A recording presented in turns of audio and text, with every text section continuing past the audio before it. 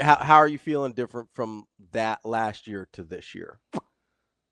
Good question. We're just opening up old DB early. I mean, you said You we have know. a moment here, so let's Um. have a moment.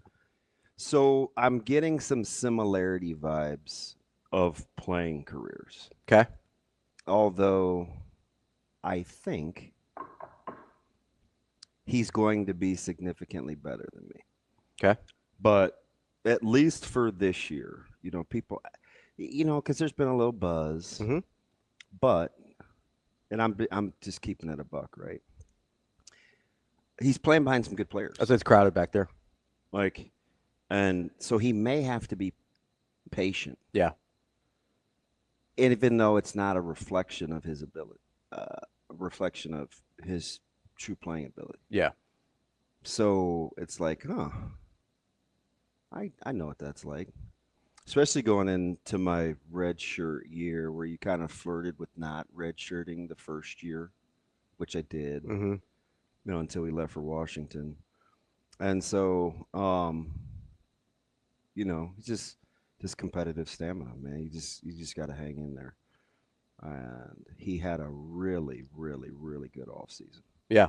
And so I was like super torn. Like I said this to somebody. Was it Happer maybe? I said the dad in me was like, ooh, um, multi-sport guy, go get him. Mm-hmm. I remembered him coming back after missing whatever it was, 10 games or 11 games in high school With the collarbone. to have the impact he did in the Yeah. state championship. It was brought up indirectly by one of our coaches at the campfire. He was talking about supporting other players and how a player that was hurt Mm-hmm. invested in Caleb while he was hurt, and it kind of kept Caleb afloat during the season. Yeah.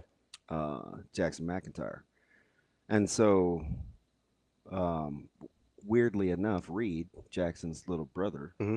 is just naturally investing in Micah. So anyway, I say that to say um, which I felt like as a parent that'll forever be one of the coolest moments in state, right? Mm-hmm. That performance, Yeah. because I think he broke a school record without having like those are those like ooh cool. The coach in me over the career is like, ooh, why did you spread yourself so thin? Like Yeah. You would you have loved to see that more you if he s- was concentrated. you see what happens when you pay a Lock in. price and lock in, Yeah. right? Yeah. These crazy times he's putting up, and he's like 202. So there was balance. Mm-hmm. I'm like, where would we be? Nope, don't allow yourself to go there. Where would we be? Nope, don't allow yourself to go there. So then he's just locked. I got a chance to hang out with a couple of players this weekend. One in particular came over, so I was really happy about that. It was just him too. Yeah. When it's not your son, but you kind of want to treat him like family, Yeah. and somebody pops over for dinner, like that was encouraging. Mm-hmm. Um, but for camp, it's like we got pictures today and stuff early, so I'm gonna go right down after this and try to get. The goal is to be back before noon. If I ain't back before noon, it's and I set the crabby barometers already. Where are we going? Yeah. How long is it going to take? Is this waist up?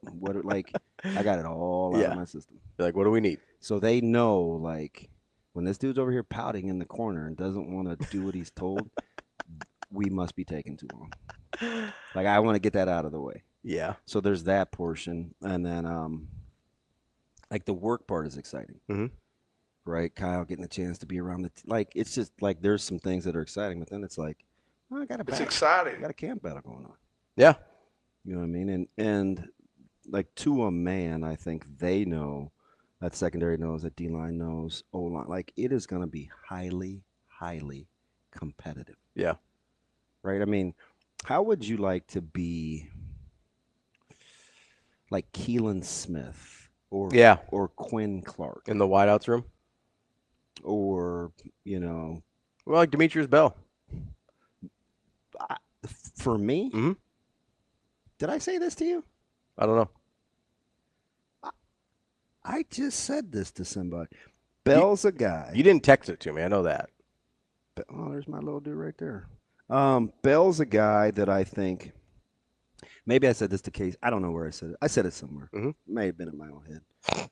Bell's a guy that oozes poster child Mhm. all over him. No, I told you last week on the show Oh, for hanging in there. for hanging in there. Yeah. Okay.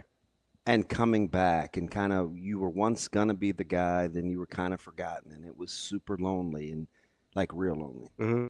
like a couple setback surgeries lonely. Mhm.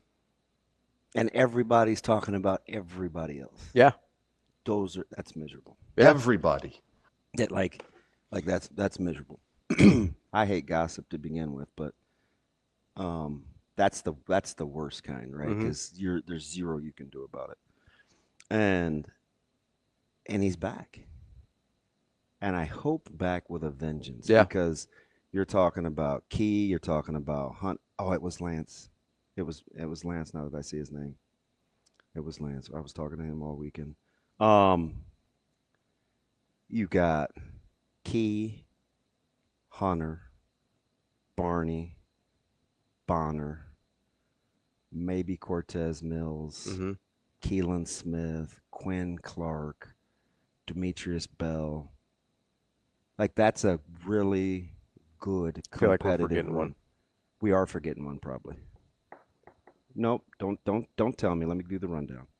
Key, Bonner, Hunter, Barney, Bell, Clark, Smith, Mills. We got them all. Yeah. Yeah. Dummy. It's my bad. That's gonna be pretty. That's gonna It's a be competitive group. really competitive. Unless you want to throw, I know some people have thrown Jeremiah Jones in there as well as a Yeah, now freshman. he's a wild card. Yeah. But now he's a guy that they could take some time with. Yeah. Now can he hang in there? Yeah. It's a big dude already. Because he could be really good at some point. Yeah. 6'4", 225 as a true freshman. Could be really good. It's such a hard spot to play. Yeah. In my opinion, in this offense. And it's not going to be, I mean, look at the tight end room. It's not going to be like last year where you could kind of throw, Isn't it Carter funny? Nelson here or there. Yeah, and my elbow is tender. And I was saying around the house, I don't know why. You should put It is tender though, like Yeah. legit. Is it? Yeah, and I don't know. You working out or something? No, I was jacking around with DJ. Oh, I mean, yeah. maybe like something. It might have been Jernigan too. I don't know. But anyway, isn't it amazing how tight ends are now the talk of the town? Mm-hmm. I've been on this thing for like 6 months, and I may be wrong. There's a chance. I did tell Sad it'd be nice if he held up his end of the deal. Hey, listen, a lot riding on this, man. I was getting some pushback on the old message board over tight ends. Yeah. But then Coach Rhule drops it, and it's like, ooh, let's talk tight end. Not about that? Nah, man. I feel like Coach Rhule. Like, don't wait till we start winning. I have one Right? job, How still about win at more Nebraska. That room is going to be fantastic. And It's like me and the D line. I hope you're right. So You hope Rule's right. He said it too. You're the one that if you are right, they will win a lot of games. Yep. Like of all the little variables and all the little position groups, if that reach was right, because even to a man last week, can they stop the run? Are they big enough to stop the run? Like, I don't know where that comes from. I think we just look at not I'm having kind of being tongue in cheek. No. Those are questions for people. Those are questions by people that think the game is only played a certain way. Yeah. Yeah. There's lots of ways to skin a cat with D-line play. And we don't really know their real weight.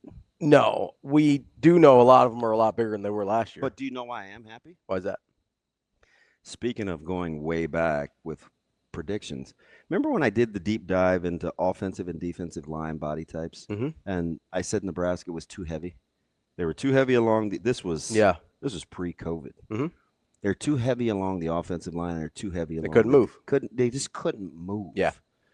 And so I think they were on average. I think the offensive line was about 14 pounds higher than the average, and Mm-hmm. D line was like 12. Yeah.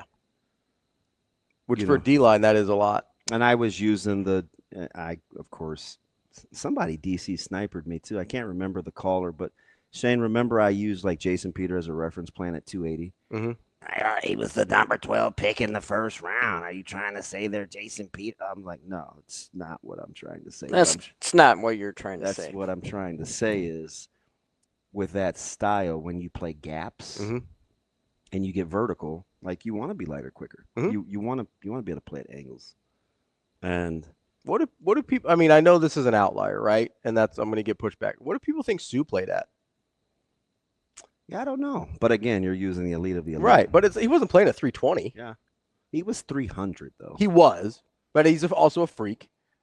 Yeah. But he was like, there's a lot of dudes in that neighborhood, like height, weight wise, right? Not in the neighborhood talent wise. I But love Ty Robinson, but at the same age, Mhm. at the same stage in their careers, Van Poppel's a better player. yes, Now, will he have Ty's career? I don't know. we But- also got 6th-year Ty last year. Yeah. Right. Like Is that that's, how long it was? I believe so. So if you're He right, committed in 2019, so he got a COVID year. if you're right, Yeah. could be a pretty good football team. If I'm right about the defensive line, all of a sudden 10-2 doesn't seem so crazy. Yeah, and I am. When are you going to make me do my prediction? We'll week? wait. Well, Okay. we can wait as long as you want. Oh, I appreciate the grace. Yeah. Well, I want you to have as much information as possible. I know you don't like jumping the gun early like I do. Yeah, but you look smarter if you're right. And I if mean- you're wrong, it's I mean, if I'm wrong, I'm going to have to eat it. There's plenty of people out there that'll make me, and that's fine. I get it. I couldn't believe Severe crossed the finish line with 9 wins. I was pretty stunned, too, because he's usually, I don't want to say pessimistic, but he's not a homer. He's certainly not a homer. Yeah.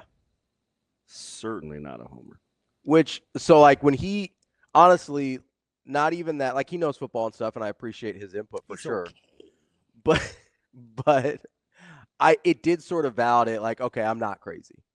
Yeah. And I mean, so it's like when I look at the D line, there's a couple of keys, and I've talked about this forever, Mhm. right? With the MJ Sherman references and Jamari Butler, and you'll give me well, what are we talking about? Is it tackle for losses? It wasn't a lot of havoc plays. And I'm like, well, Ravi, that wasn't your voice. I'm like, well, Ravi. That was the sentiment, though. I'm like, they still hold up at the point of attack. Sure. They did a lot of dirty work. They allowed to play you could play it like a 4D lineman. Like, these guys were pretty good. Yeah. For what they were asked to do, even though sometimes it wasn't always splashy. But that's the difference. And this is super football nerdy, so disregard after I say it. But there's a big difference between like a Bill Parcells Mhm. 3-4 and a Dom Capers 3-4. Okay. Right? So you can be attacking and fit and gap, or you can two gap, occupy, set edges, Mhm. right? So there's a couple of ways that Yeah. you can play an odd front. And I think, well, there's a couple of ways you can play any front. But they may be more aggressive. So if I'm a jack in last year's defense, Mhm. and you make me have to stop the run first, I may not get super vertical in the pass rush game. So, I think here's the question for me was that a product of what Tony White wanted out of his defense? so relatively speaking, Yeah. and I'm Team T. White. Yeah. We love Tony White. I would say he was conservative. Sure. I would say he was very conservative. Like limit the boom plays, Yep. right? Limit the things that kill you, Although, weird, Still they happened quite a gave bit up on- explosive plays, especially in the passing game. but they would just fall asleep at the wheel, right? Yeah. Like, and some of it was miscommunication, and I've waxed poetic about this, so there's no need to go back into it. But turning a number 2 loose when you don't know if you're playing in cover 2 or cover 3, Mhm. and letting Jeremiah Smith run free, like you turn Tate loose on a post, Yeah. and you clearly have a post safety. Like Yeah. that should not, like there's certain things you cannot give up. Yeah. And it, like that's numero uno. Yeah. Right. But I'm not Puerto Rican, but I'm speaking so that you know. Like you just can't let that happen. Yeah. Right. You got beat on the same 7 route from UCLA. 3 times out of the same formation. Mhm. Like those are things like if you can limit that. It's like I go back and I look at JJ, and he got the early bench, which I was very sad about because it was a tough play. And Mhm. I watched UCLA get 2 more of them after he Yeah, was kind of already on the diced him bench. up. But Yeah. just leverage, just get lined up correctly. Outside, Yeah. inside, head up. Um, and it happens, right? I watch a guy from Northwestern hit his head on the goalpost on a little in cut against Nebraska because I can't get Deontay Evans Yeah. to take away the inside hat. Like you have no inside help, Yeah. right? So you get beat inside, and Northwestern gets to play catch, and 75 yards later, boom, he hit his head on the goalpost. So Oh, dang. some of that is not coaching. It's just You just got to execute. sometimes you just fall asleep. So let me ask you this, because Coach Rhule made a point last week to talk about as soon as he validated me on the defensive line. Would you stop? No, I will not stop. You know I won't. Can't stop, won't stop. But as Go Big soon as he did that, he followed it up with the defensive backs that can cover man to man. A Oh, lot of yeah, what you were last talking week. about Last there week, is yeah. passing guys off in a zone. Yeah. How much of that is an Andy- aggressive mentality in a man versus more of a passive mentality in a zone? When you're Um, talking about, because like aggressiveness on D line and blitzes and stuff, that I think we think about that a lot with defense. I don't think we necessarily we do talk about that, right? Between Coach Queen, myself, and Coach Lamonge, like, what are we going to play behind right, if we're going to bring pressure? because it feels like man is a little bit more of an And aggressive. we didn't pressure a ton last Yeah. year because we could cover. Mhm. No, I don't know about this year yet. Yeah, We're going to be young in some spots back there, right? So we just had a conversation a couple weeks ago. Hey, how do we want to play behind it? We want the ball coming out quick. What's our strength with our fronts? We go through this. I will say this with Nebraska. A lot of it depends on what you see, right? You see a lot of 12 personnel, or you see 2 tight ends, or you see condensed sets where like we'll a lot probably of see guys from are Michigan. close together. Sometimes you don't want to play as much man, Mhm. unless you are going to pass it off. Hey, you take who comes to you, right? You may banjo that thing. Mhm. I take inside, you take outside. But you do and so you may zone, quote unquote, zone that off. So It's even almost like a matchup zone, basically. yeah. So Okay. even within those concepts, Mhm. you may play have it options. differently. What I think Nebraska is going to do is, I do think they'll either want to show and go, like show pressure and Mhm. bring pressure, or they're going to show and no go. Mhm. But either way, I think you will see them very active pre-snap. Whether you have guys whether you're like mugging with your linebackers or whatever, I do think Coach Butler, Coach Snow, Coach Williams, Phil Simpson, like those guys want to. I do think they're going to pressure. Because from a layperson's perspective, Now, what you play behind it, yeah. apparently they want to play some man. So my thought would be, if I'm being more aggressive, my thought is, okay, if I'm being more aggressive, I want to play man behind that, because I like my chances to stick with a guy for the first 10 yards better in man than I do in zone when I'm kind of playing. You're thinking if the ball's coming out quick. Yeah, like if I think I can get home, which obviously he does, otherwise he's not calling him hell on wheels, right? Like that's like obviously he thinks he can get there. And if you're going to be more aggressive, you probably think you're like, hey, we're going to limit the amount of time in the pocket, right? Limit the amount of time the quarterback has to make a decision. To me, I go, okay, then I want to play man so that first 10, 15 yards, it looks like everything's messy and covered. Yeah, or fair. That's part of it. Or what did we hear? And it was uncanny. Although Coach Snow had spent some time talking, but he really had only been evaluating film. Yeah. So when I'm listening to Coach Butler pre-bowl game, post-bowl game, bowl game, spring, about affecting the quarterback and how you can affect the quarterback either pre-snap, post-snap, or both. And then Coach Snow talks, and he's like, hey, some of the things that I saw on tape last year was really a good defense, but we want to get off the field on third down, and we want to not give up as many explosive plays. And if we want to get off the field on third down, sometimes it's about affecting the quarterback. And then he said the exact same thing. Sometimes it's about the pre-snap look. Sometimes it's about what you do post-snap. So that's definitely something that's intentional, right? You get, and they don't have to play them, but like if you get an Altmaier and a 3-year guy, Yeah. or Aller or some of these guys, you don't want them surveying the field, and sometimes you want to show certain looks and not play it too. Yeah. Yeah. Yeah. You don't So want, because that's, again, you don't want a quarterback to get comfortable, whether that's they have time. eventually, all defense, if you give enough time, it all turns into man. Sure. I'm just saying. I mean, And listen, we want to play a lot of 3 strong, but yeah. we don't get home. You're gonna have to turn and run. Yeah, you're gonna have to cover somebody. Yeah. Yeah, and the other part of it is if you give a quarterback time, right? I firmly believe that part of the reason Nebraska was so bad, not just on getting off field on third down, but on third and long specifically, is because if you just give a guy time, there's going to be holes eventually, right? Like that's the nature of a zone. There's holes in the zone. You have zone beaters. Mm-hmm. You have places where you know you can throw a ball and have a pretty good chance of getting there, even if Shane, keep that up. even if the guy isn't even if a guy isn't missing an assignment, right? Mm-hmm. There's just places in a zone where you can work. Whereas with a man, you have to actually beat someone. Actually. And you have to do it before the defensive line gets home, right? So there's a couple things there that if you're going to be more aggressive, I think it works out better in your favor to play a little bit more man on the back end. All right, so there's a question from Lance. It was good. I saw it in blue. Now I can actually read it. How much are you playing to your strengths versus playing to the opposite strength weaknesses? Like, I assume he means like covering up something versus we're good at it, let's do it. Well, so I thought what he meant is, hey, let's do the thing we're best at versus let's trying to do the thing the other team is worst at. Oh, gotcha. Oh, okay. There's a part of that. That's game planning. Yeah. That's game planning. Like I can tell you, I'll give you a real example, right?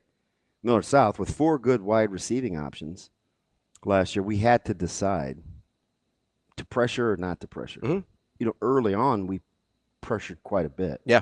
And it seemed to work. Mm-hmm. Later on, as the dam started to break, it's like, man, we turned them loose on the one post. Let's chill for a sec. Mm-hmm. Probably play to your strengths. That's what I would say. Yeah. Now listen, we put in a couple of things this offseason specifically for our opening opponent. Sure. Specifically. Like, here's the thing we saw that we think we can take advantage of. Yeah, they got this dude. Mm-hmm. They have these guys in the backfield. Mm-hmm. This is what we're going to have to put in. Mm-hmm. Right? So how much will we play that? I don't know. It depends on how many teams we play that has personnel like North. Now we'll have it in the bag. Yeah. Right? I mean, it was like we would dread opening with Millard North. Mm-hmm. Right? Because we're going to play a defense that you're never going to play that we're not going to play again. Yeah. But the good part was we had all off season to put it in. Yeah. Right? Which allowed us to slow them down. I mean, they went almost 3 years without a rushing touchdown. Yeah. So, like, there's pros and cons to that, but I would start with playing to your strengths. Because if I got a Shavers and a McGahee and a Keona Davis, and I want to be aggressive. Yeah. Right? If I think that Sanders and Hill and Marshall and Wright and these guys can cover, I probably want to get after your ass a little bit. Yeah. You know what I mean? So I think it just depends, but you have to. Are you going to be a defense that stops the run on the way to the quarterback? That was kind of a Bo philosophy. Yeah. Right. And it's harder to do than people think. It really is. Yeah. Right. But he was content. It would drive people crazy that he would give up. They wouldn't get a lot of havoc run stopping plays. Mm-hmm. They'd run the ball for 3.5. But when you two gap like that, that's what's going to happen. Yeah. It wasn't pretty. But what did they not do? They almost never gave up explosive pass plays, right? Because they would bracket cover. It was the philosophy of the defense, and they were good at it. But you can't take it all away. Yeah. So how they want to play, I don't know. I mean, you get with Coach Satterfield and Cincinnati, you have an experienced mobile quarterback. Like, he can move. Yeah. That's going to change the way that you want to play. Yeah. Because you've been hurt by that in the past. Now, how much will you be playing to your strengths? I don't know. I mean, you got you're fast. It's a fast team, Mm-hmm. right? So they can run. It's just how do you want to play? Yeah, with the mobile, because it's funny. Jason or Joseph, I hate that. I heard that so much this weekend. It drives me up the wall, and I'm gonna tell you why. Joseph says, and he's my wrestling guy. Me and JD are kindred spirits. Just win. Yeah. No bleep. No bleep. Like, you don't say, hey, listen, I made the tweet about Coach Rhule not whining and complaining, just hanging in there. I said, at what point will we kind of appreciate this? I've been saying this for months because I know that it's like pulling teeth back there with the administration and the House settlement and the infrastructure and pieces of the pie for athletic teams, and like, it's hard. They were in a holding pattern with recruiting and took it on the chin that they were slow and what's going on with recruiting. And in the meantime, because they were trying to navigate murky waters. But saying just win is the lowest hanging fruit ever, because what are you supposed to do in the meantime? Do you want to staff in the offseason for all the just win guys? And there's a lot of them. 100 of them in the replies. What are they supposed to do in the meantime while you're waiting to play games? Just because the alternative is sitting on your ass and waiting for a game. Well, it ain't Friday, it's not Saturday, so what do we do? What do we do? What do we do? No, you do the little things in the meantime till you have the opportunity to win games, to put yourself in position to win games, right? If you just win, no bleep. Like, we know that. But in the meantime, you're trying to do things that are indicative of your program that you think are portable to help you win games, which means you have a coach that doesn't sit up there and bitch and moan about what they don't have or what Nebraska isn't, or flying in and out of Omaha to Lincoln and getting recruits. Like, he doesn't do that. He doesn't talk about the travel within the Big Ten schedule. He doesn't talk about, what the parameters in being shoestrung by the House committee because they can't get their ass in gear to lay out a plan and formulate a plan for how to go about your business. Like, what are you doing in the meantime other than just win games? No poop. But you got to be better on the other stuff too. You just do. Well, it's July. There's famously no games to win yet.